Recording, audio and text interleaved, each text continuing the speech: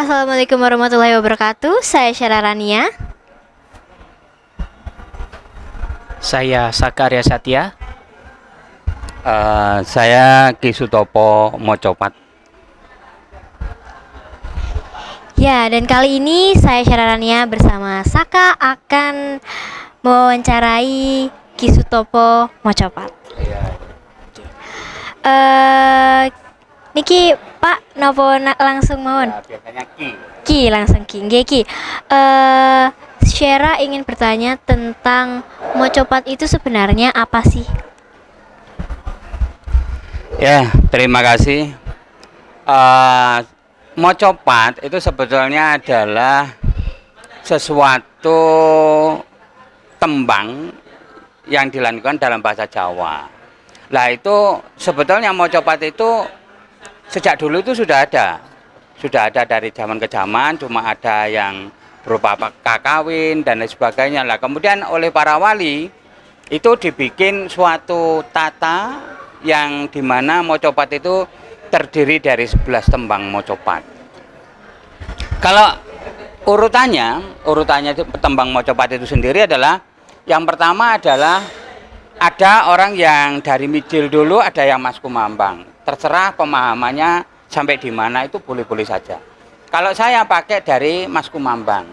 Mas kumambang, kemudian mijil, kemudian kinanti, ya. Kinanti itu usia balita.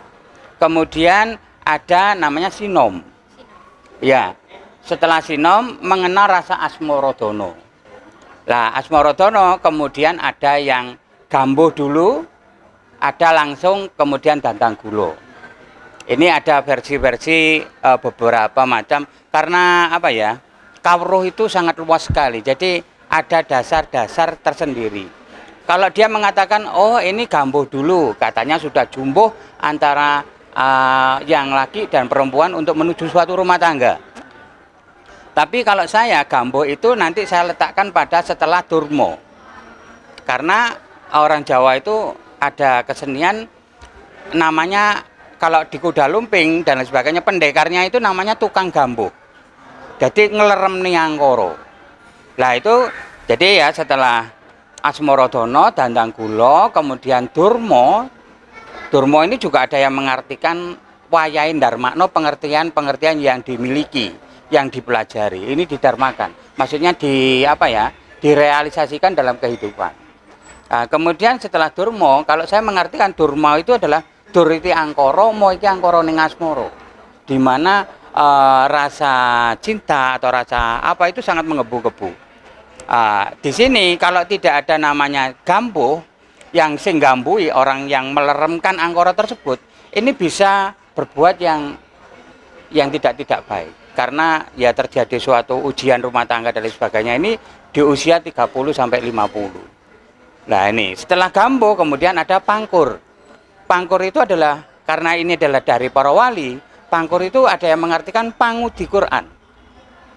Di mana kita orang itu sudah istilahnya mencari sangu karena sudah usianya sudah 50 ke atas, 60 ke atas, ini sudah toto-toto. Kalau kita ini nanti meninggal, apa yang kita tinggalkan?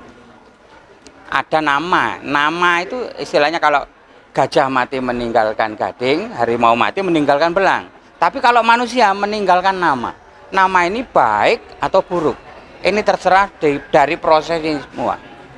Nah, kemudian setelah itu ada megatro. Megatro itu pisahin roh dengan jasad. Kalau ini sudah ketinggalan rohnya hilang, ini sudah tidak ada fungsinya apa lagi. Akhirnya dipocongi, itu adalah pucung. Itulah 11 tembang di mana mulai dari Mas Kumambang dalam kandungan sampai Kapundhut Gusti itu adalah proses namanya tembang mocopat gitu ya. Tapi sekarang ini sudah jarang sekali anak-anak muda yang tertarik dengan mocopat. Nah, ini ya. Ini sementara begitu. Mungkin ada pertanyaan lagi yang ditanyakan? Oke, terima kasih Ki. Pertanyaan selanjutnya, dengan berkembangnya mocopat pada tahun ini, itu kira-kira pengembangan budaya mocopat itu gimana sih Ki?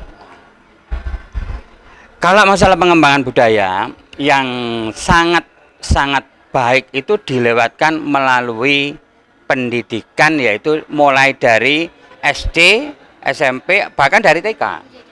Dari TK, SD, SMP ini harus ada minimal pengenalan.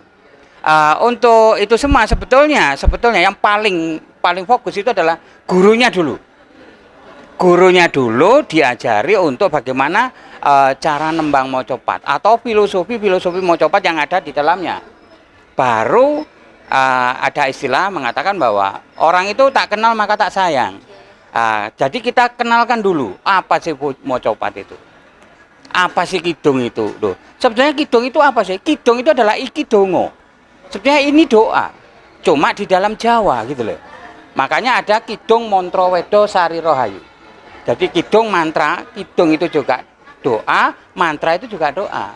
Sari Rohayu untuk keselamatan diri kita. Nah ini, mungkin ada lagi yang perlu ditanyakan atau bagaimana? Nah, kalau zaman sekarang kan zamannya anak-anak gadget gitu Pak ya, anak yang gadget. Nah, sedangkan mocopat ini memiliki nilai budaya yang sangat tinggi yang harus dikembangkan. Nah, menurut Ki tips supaya anak-anak sekarang tuh lebih tertarik sama mocopat itu gimana Ki? Supaya lebih tertarik itu kita sebagai seorang pelaku seni harus bisa bikin inovasi. Bagaimana? Kadang-kadang memang jangankan anak kecil ya, orang dewasa saja sudah mengatakan nembang mocopat iki angel. Sudah difokus bahwa menembang mocopat ini angel. Sebetulnya mudah. Ada trik-trik atau ada cara-cara bagaimana sih nembangke mocopat. Itu mudah sebetulnya. Mocopat itu sendiri sebetulnya gini. Contoh aja ya. Kalau bahasa Indonesia. Bila kamu, mocopat ini 4-4 juga. Ya, Sidoarjo. Nah ini. Kondang rambak petis. Nah ini contohnya.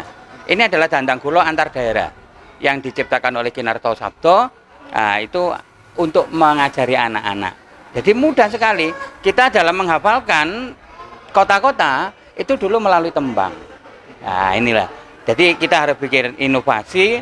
Bagaimana seorang guru itu menyampaikan pada muridnya, muridnya bisa menerima pelajaran yang disampaikan oleh guru.